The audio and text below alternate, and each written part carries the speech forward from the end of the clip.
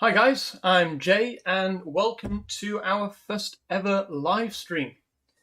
So what's going to go on is obviously the highlight of the stream is going to be our giveaway. So for you that might not know, we're celebrating a bit of a milestone. We're now at 1500 on YouTube, and you know what, I forget on Facebook now, but we're quite a few thousand on there too. So we're gonna do that first, as I'm sure quite a lot of you are anxious to find out if you're winning our prize, which we'll go through in a second. And then afterwards, if you want to stick around, we're going to chat about some advice to new Overlanders. Obviously, the recent pandemic and everyone's been shut up in their houses. Everyone's kind of eager to get out there and explore. I've seen quite a wave of new members to our community. So, but as a first ever live stream, we can all band together. I'm keeping an eye on the chat there as well, so you guys can chip in. Feel free to. So we're gonna try and maybe help some guys out. We're gonna start with maybe my experience, and then I'll read through some of the chat, and we'll take it from there. I see we already have a few people watching, which is great. I'll do a few hellos. So what we got here? We got Matt Bedo. Hello, welcome. I know you're a Jersey man, so I know who you are. Stephen and Aaron. Two of our admin team. Great to have these guys on board. They do a lot of work behind the scenes, which is one of the reasons why we've come so far so quickly. We've got Mark, Nave, Toyota Tent Travel. Hi guys, and Wobblebox Adventures. Welcome. Oh, great, got a newbie here, Wobblebox Adventures. Great, so hopefully you can take away some of our long-earned advice. Feel free to say hello on the chat. We'll keep an eye on that. But without further ado, let's get on to the main event, shall we? So, I've closed down the comments on the Facebook post. We've stuck all them into a Excel sheet, and I'll be using a random number generator to figure out who's won the prize. But what is the prize? I'm sure you guys know by now, but let's go through it. Why not? So, teaming up with Tough Trek, we have managed to wrangle together two ARB touring camp chairs. Now, we have these ourselves. We have the Air Locker branded ones, but they're essentially the same thing. And we absolutely love them. So let's have a quick look on the Tough Trek website. Here we go. So this is what someone could be potentially winning in the next couple of minutes. They're absolute solid construction. This one's actually got a little table here. Ours don't, but that is a great addition to that, actually, because the one thing that we lack is somewhere to put our drinks. But yeah, that's a great little thing. And they fall down all right, actually. They don't fall down too bad, but they are apparently rated to 150 kilos. So if they're rated to that much, they're obviously built pretty well. Originally £57. They've gone on sale for 53 quid.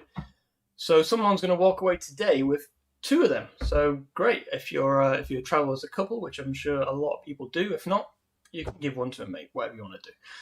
So, let me pull up my Excel document here. So, we had 32 entrants. We had quite a lot of people commenting on the YouTube channel, unfortunately. The reason why I asked for Facebook is it's a lot easier to go through the Facebook thing. So, unfortunately, everyone who commented on YouTube and stuff didn't get entered, but this is everyone who commented on the Facebook post. And as you can see next to me here, we've got a random online number generator. So once I click this, which button was it again? Calculate button. Yeah, I don't know why they call it calculate button, but anyway. So once I click that, we'll have a winner. So we shall do that now. So you ready? 3, 2, 1. Number 23, which is Darren Clark. Darren Clark, congratulations. We will be messaging you very soon to sort out your delivery address. where 2 of the ARB chairs will be heading your way. Happy days.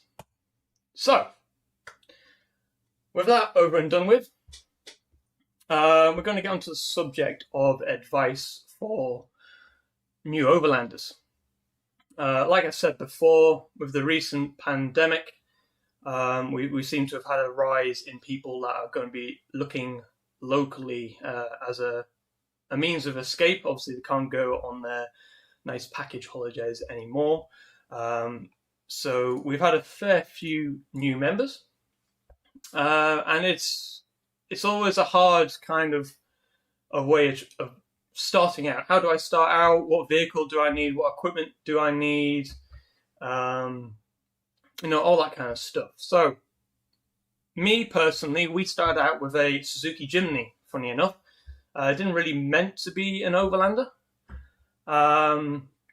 But we kind of filled up with camping gear one day, drove to France, because if you guys don't know, we actually live in Jersey, which is a little island in the middle of the Channel Islands, so we're a stone's throw away to France. We're actually closer to France than we are to the UK. And we drove for a couple of hours, camped in a campsite, and we thought, you know what, we actually quite like this kind of travelling, living out of the vehicle. We were doing a little bit of off-roading in Jersey, but you can't really do a lot there. But the one thing we did me and Charlotte agreed on was the Suzuki Jimny wasn't a great start. Don't get me wrong, and we'll talk about this in a minute. You can overland in any vehicle at all. There's people that have taken Fiat Pandas around the world and little Citroen C2s and all sorts. So if you want to make it happen in a particular vehicle, you can. But we wanted something a little bit more comfortable, a little bit bigger. But you know what? Just let's try and settle an age-old argument, because this whole kind of overlanding umbrella, should we say, it gets bounced around quite a lot. Now, I don't really get hung up on names, you do what you want to do. If you want to call yourself an overlander, you call yourself an overlander. Although I know some people are quite touchy about it, which is one of the reasons we rebranded, because we used to be called UK Overlanders, and I would say a lot of us probably wouldn't fit directly into the stereotypical Overlander, as in around the world kind of thing, or through the middle of Asia. I don't know about you guys, but we don't have the means to do that. So when we were kind of rebranding, we kind of looked into maybe including people that wouldn't necessarily call themselves Overlanders, but still shared a very similar kind of direction. So, Overland Explorers UK we came out of that, because you can still challenge yourself and be in remote situations within the UK, which is one of the points I want to talk about. Quick beer. That's going to bubble over in it. Shit. What was I saying? Yeah. Just because you don't leave the country for a 3-month adventure doesn't make you any less of an overlander than the person that goes around the world. And we always think that the UK itself is something that should be explored just as much.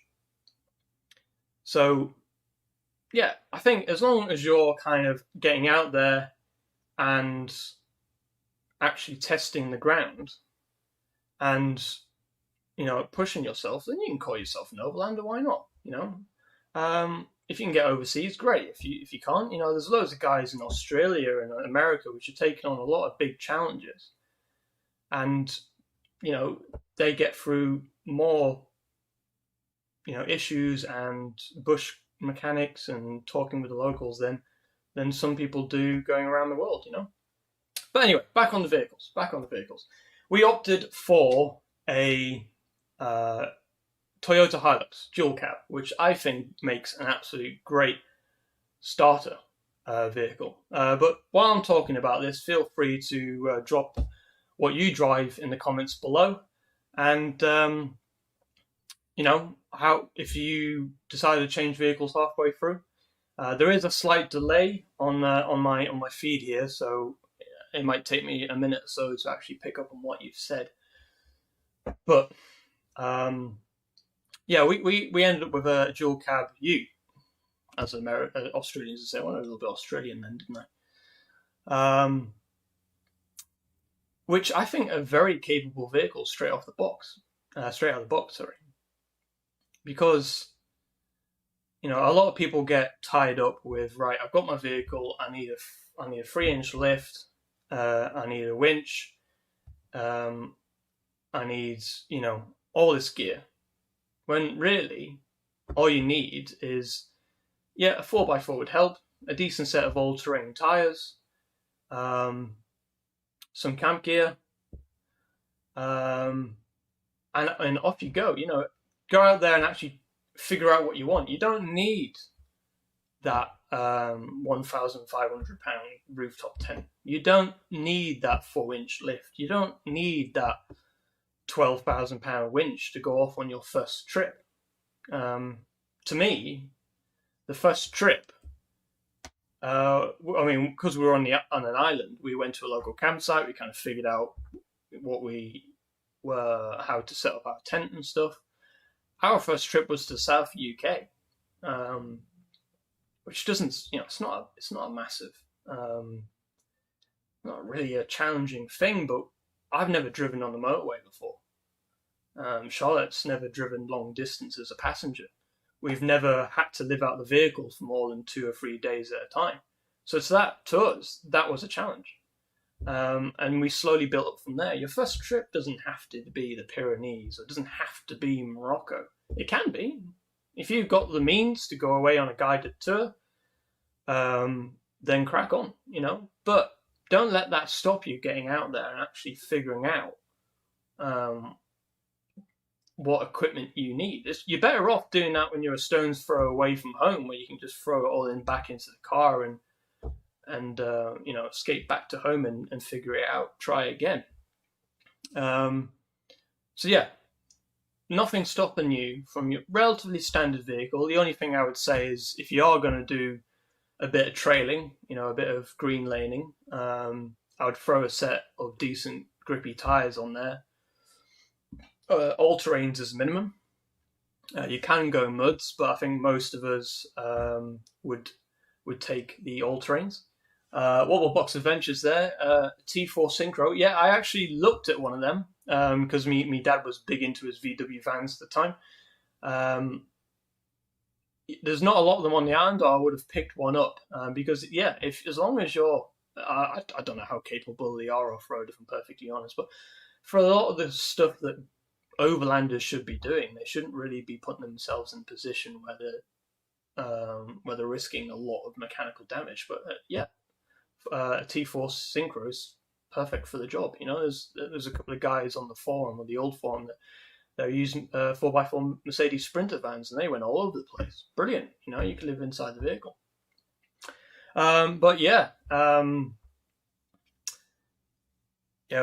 We slowly built our way up. We slowly kind of branched out.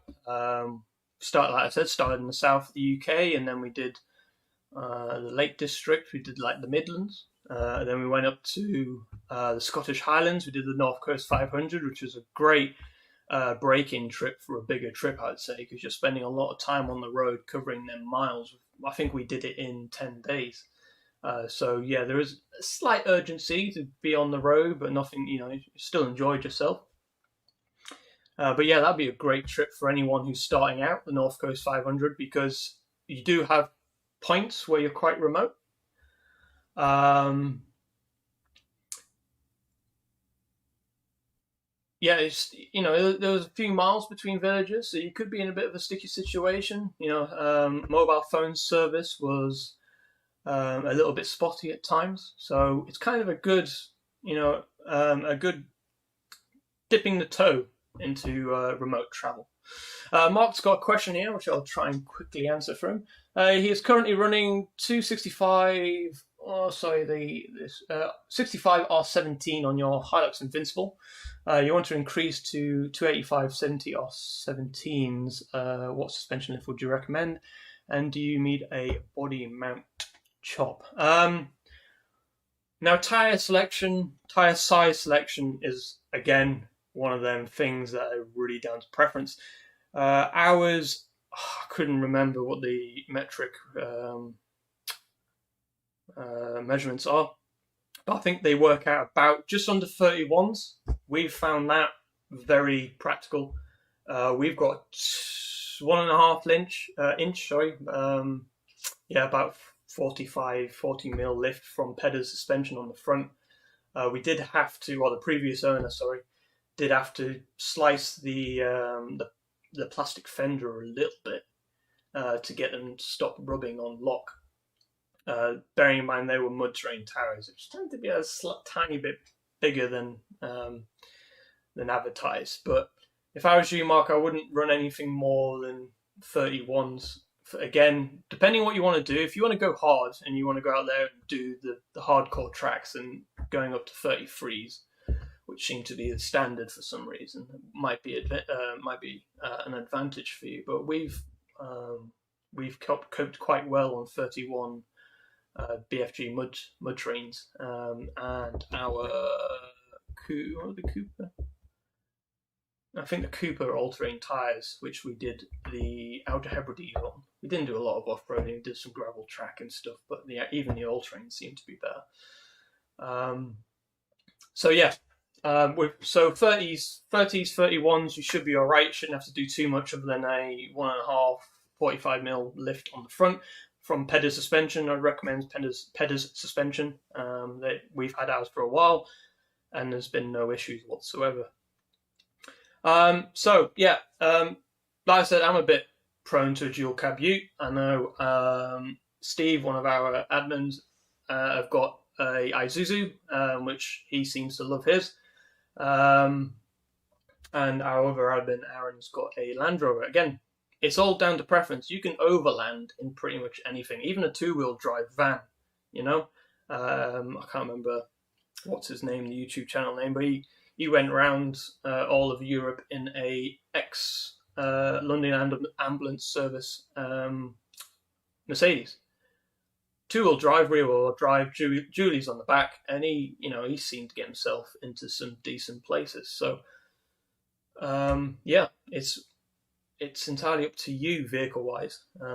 Obviously, the dual cab utes at the moment, I think, are the best value for money. There's quite a lot of them kicking around, and the aftermarket kind of marketplace is opening up for them. There's quite a lot of parts kicking around for them at the moment, especially second-hand. You can get quite a lot of fiberglass canopies and all sorts for them second-hand. So to me, I would dual cab ute. Keep on using the word ute. Pickup would be ideal. So you've got your vehicle. You got some basic camping equipment. I would start off with a ground tent. A basic ground tent is fine for your first couple of trips. Obviously, rooftop tents are ideal, very quick to set up. You're off the ground, so a bit warmer, nice mattress in them, nice and comfy. But again, don't let that stop you from going out and exploring and figuring it out yourself, because I've seen a few people, not quite a lot, but a few people have gone out, bought rooftop tents, and they realise they don't like them. They don't like going up the ladder, and they've ended up selling them on when they could have tried the ground tent first, or what's it called, like an Oz tent, one of them quick pop-up kind of large tents. And, they're perfectly happy at that. Or you could go down the whole living inside the vehicle, but that comes down to vehicle choice. If you want to, I think we're pretty happy with our setup, but later on in life, maybe we don't want to start climbing up ladders and stuff. we'd be looking to more living in our vehicle. So yeah, so we've got your vehicle, got some very basic camping equipment. What should your first trip be? Now, like I said, ours included a ferry trip. Unless, we went camping in the local campsites, but that's just camping, It didn't really teach us very much that we didn't already know. But we ended up going onto the ferry into the South UK and dotted around there. So if you've never been camping before, what I'd recommend, rather than going on that big trip, what I would personally do is just go out for an extended camping trip. Maybe move sites a couple of times. We were moving campsites every day because we wanted to cover the whole of the South UK. But if you want to spend a couple of days in one area, explore the area, move on to another, then that, to me, is where we learn a lot of our craft, because setting camp up and tearing it down in the morning and moving on is the bread and butter. If you can get that down to a T, if you can get that down to, we've got ours set up, we can get our camp set up within 10-15 minutes. Breakdown takes a little bit more, maybe half an hour to break all the equipment down. Then it's just going to make your life a lot more enjoyable.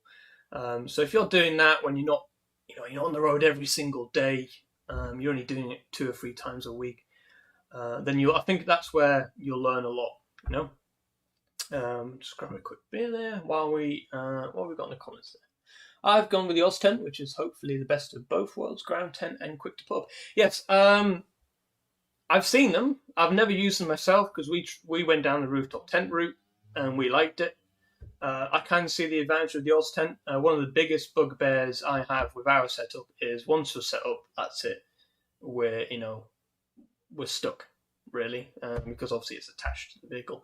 I've got a plan for that, hopefully, as some of the admins will know. I'm going to keep it a bit quiet because I haven't quite figured out if I'm going to do it yet. But it might be the best of both worlds, so keep tuned to that.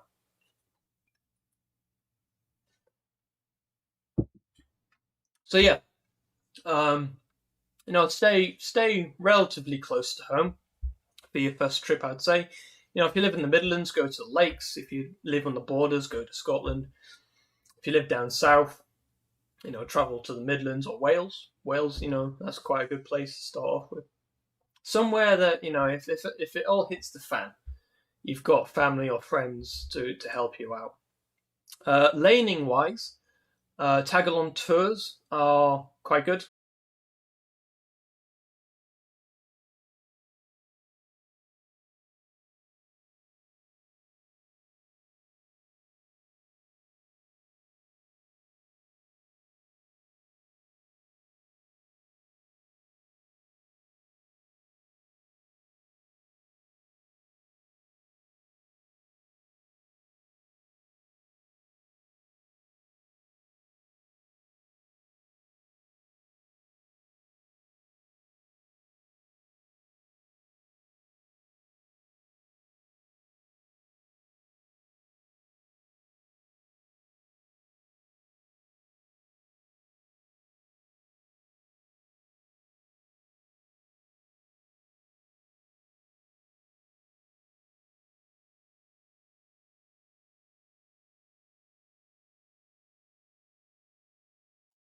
Okay, yeah, unfortunately my computer crashed there, so we hopefully should be back. Tell me in the chat below if we are back.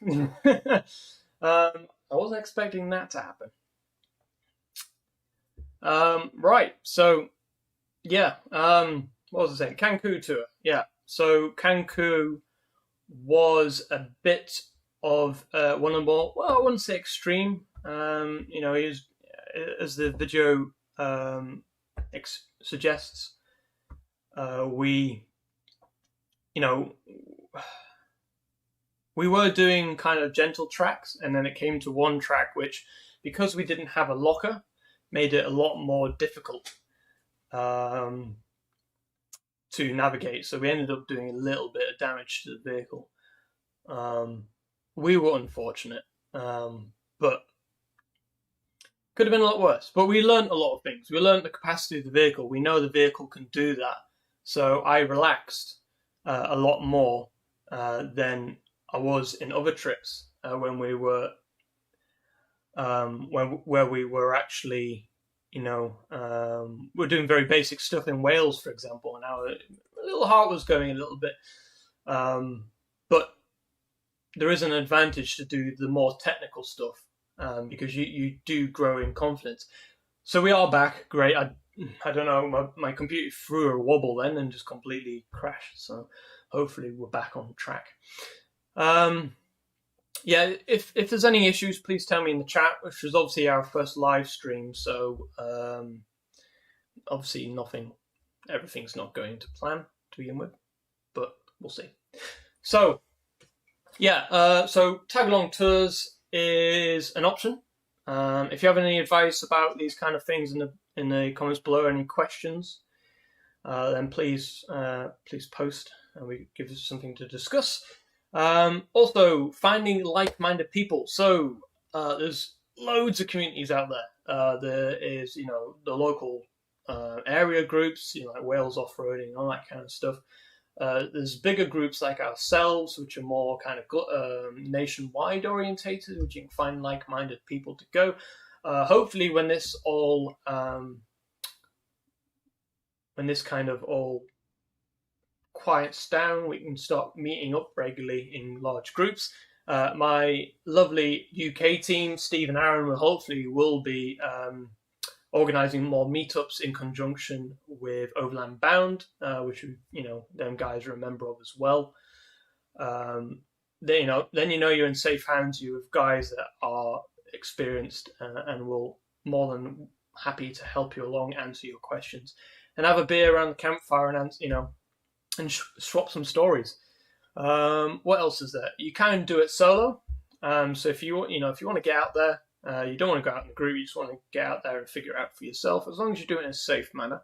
That's kind of the route we took, just mainly because that's the only option that we had at the time. We would recommend joining an organization called Glass.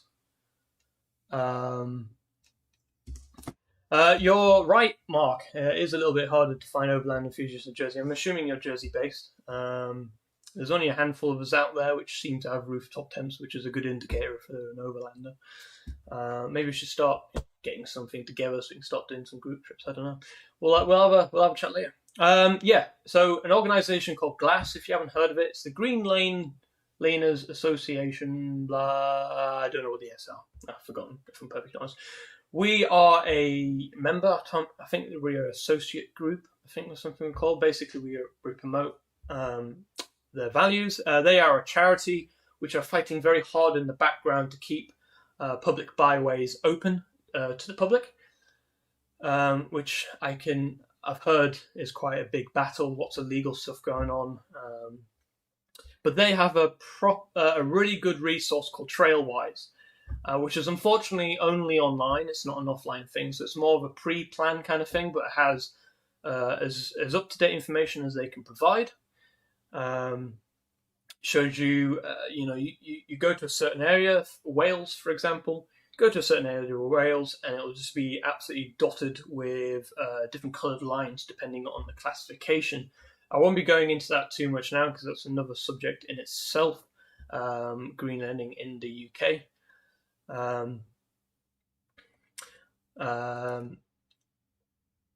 But Glass has got a lot of resources to learn about all that. And again, through their associated club/group section, you can maybe find something a bit local to you, which you might be able to find someone out there to show you the ropes, so to speak. And I think the fourth thing, which is kind of like a tag-along tour, which I think is another subject I kind of want to gloss on, is going out with a certified training provider. So if you're very, very new to off-roading, you've never touched off dirt, you're a little bit nervous, not very confident when it comes to your abilities, how to operate the vehicle, anything like that, then some basic off-road training, which would show you obviously the basics, can be very good. I've done some off-road training through a local organisation I volunteer with because we have to drive a Land Rover off-road.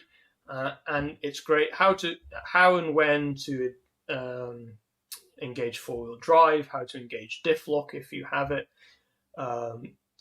going up steep inclines, how to decline, when to use the brake, when to use the clutch, blah, blah, blah, blah. All that kind of stuff with an experienced off-road instructor can be worth its weight in gold, depending on, obviously, your experience. And again, I think it would put a lot of people at ease. Put me at ease when we did the training with my organisation, and then going out there and kind of putting what I've learned into practice really, really helped me. So you've planned your first trip, you've done your first trip, you've worked out some points you want to improve on. Now you're kind of ready for your first big trip. What should you do to prep? Now I would say the biggest prep you should do is making sure your vehicle's in tip-top condition. Obviously, if you spent a little bit of time building up your vehicle, especially electrical-wise, I think the biggest problems we've had is with my electrical installation. Bad earths, or an earth that I've missed, or something stupid that at the time when you're doing the job, you're like, yeah, all that works, and then 8 hours down the motorway, something goes wrong. That's exactly what happened with us on our first. We drove for our first big kind of test on long motorway miles. We went down to La Rochelle from Saint Malo in France, which again, La Rochelle, great place to visit if you fancy going down that far down to France. Not very overlandy, a bit touristy, but it was really, really nice destination. But anyway, we used that to kind of push our boundaries on how long we could do on the motorway. And halfway down, I realised that our fridge had gone into low voltage protection, and we weren't getting any charge in the dual battery setup. Once we got to camp, I crawled underneath it, and what I'd done is I'd earthed my main battery bank in the tub. I'd earthed it to the tub, not thinking that the tub was on rubber mounts. So it had worked because there must have been something that was touching the chassis somewhere. That has shifted over a long drive, and we've lost our earth. So make sure that your vehicle's in tip-top condition. If you've bought second-hand, which I think a lot of people would, do all your oils, do your diff oil, your transfer oil, obviously your engine oil, because chances are, unless it's been well looked after, they've never been touched. Diff oils are a big one that's probably never been touched before. When I first did the Hilux's one, bearing in mind it was a low mileage, around about 50,000 miles when I got it.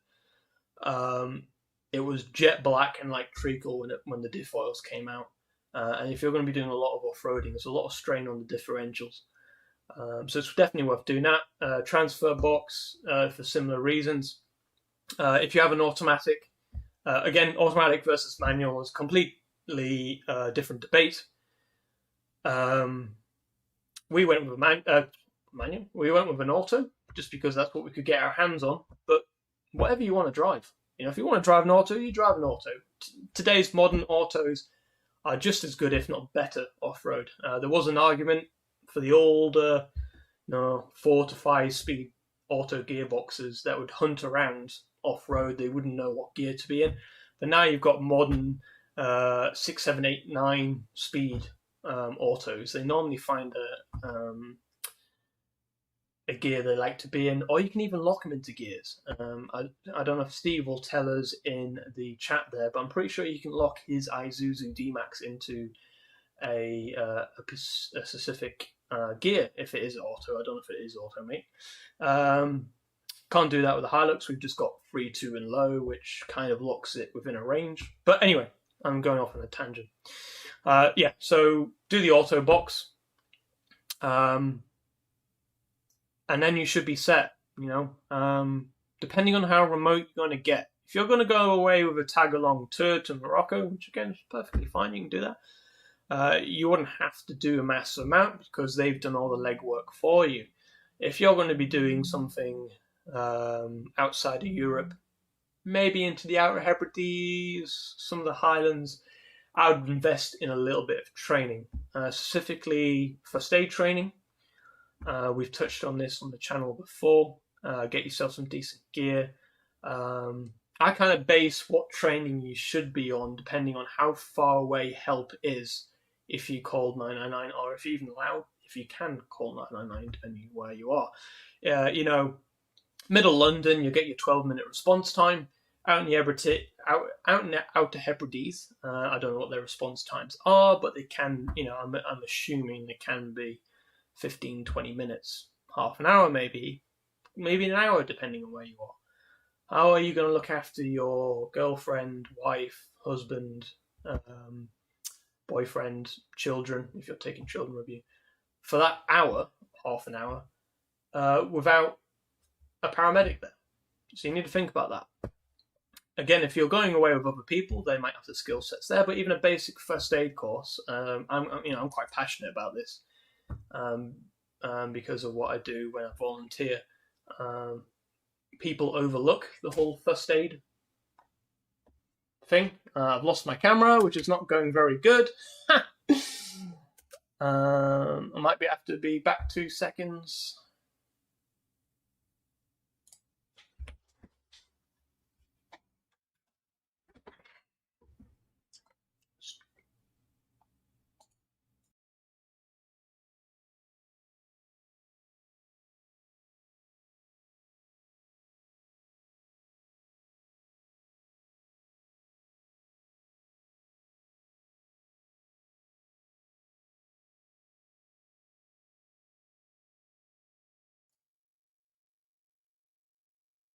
Okay, I think we're back. Cool. Yep, we're back.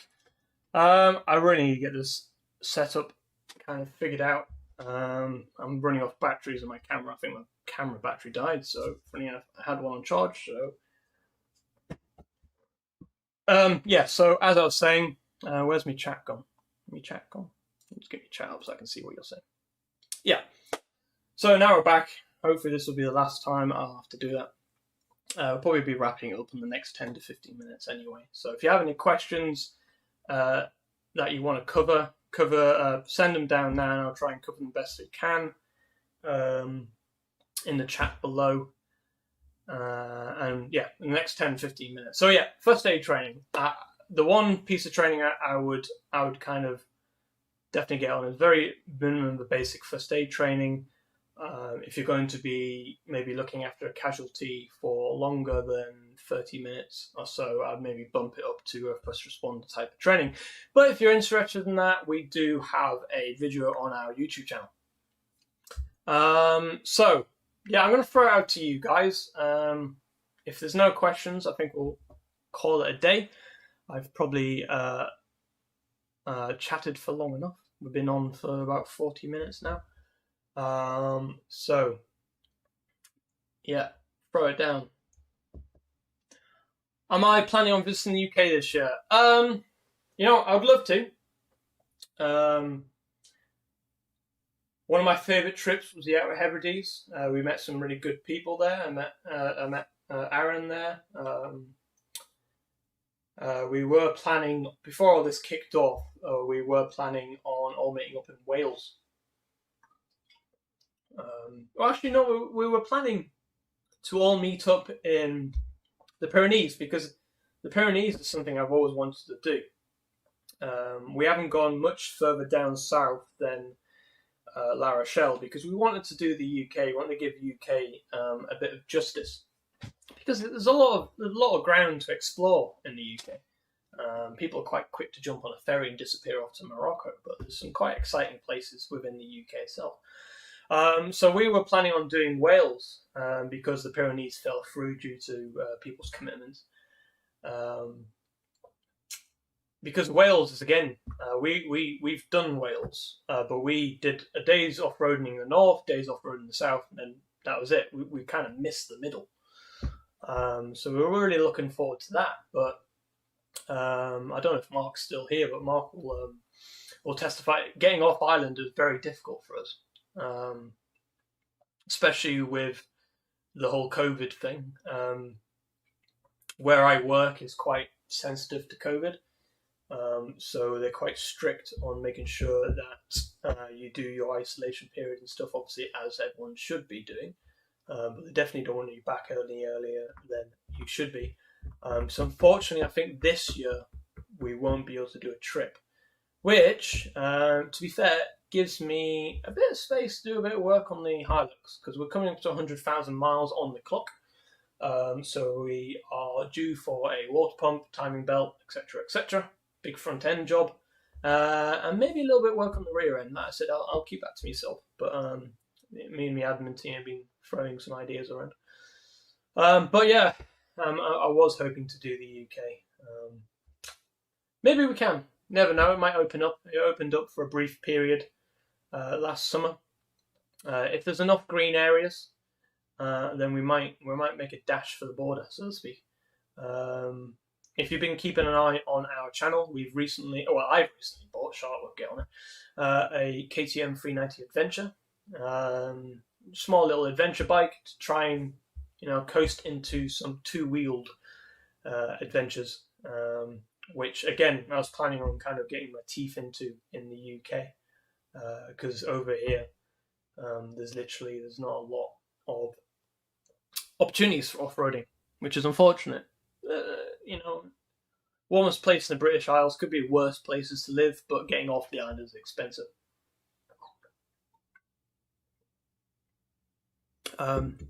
Plus, I think the UK, unfortunately, is going to be very busy this year. I've heard of motorhome sales and stuff have gone through the roof. So I think the campsites are going to be very busy this season. Even some of the wild camping spots are going to be, I think, a bit difficult to get into. So it's not going to be, it could potentially might not be very pleasant. But you need to get yourself out there. You at least get some laning done.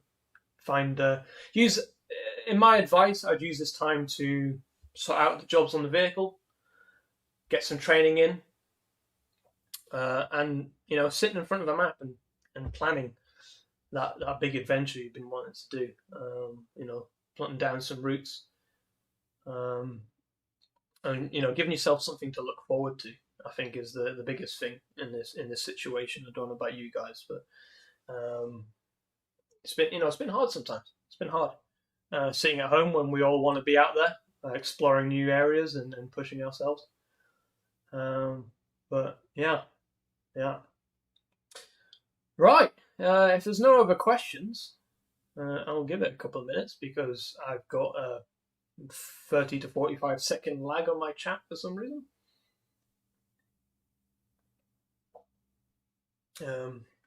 But I'd love some feedback. Is this something that you'd like to continue? It's just me sat here flapping me gums for 45 minutes, with some brief periods of of breaks. But maybe we can bring some of the admin team. I know some of the admin team have been quite keen to get on here. Get some chat going on between us. Maybe some different subjects. Maybe we can, tackle some particular areas. Training, for example, first aid, particulars in how to build your vehicle. Because I know I didn't really touch much on how to build your vehicle, but again, that's a completely massive subject, which is difficult to kind of brush over. So your feedback is very much welcome. I kind of want to do this maybe on a monthly basis. So if you guys are up for that, drop me, even if you drop it in the comments below afterwards, or post on our Facebook group. And so we will leave it at that. So thank you very much for joining me on this maybe slightly interrupted live stream, but I think it was a decent go for our first attempt. and hopefully you'll get better from here. But thank you for your time, and I shall see you later.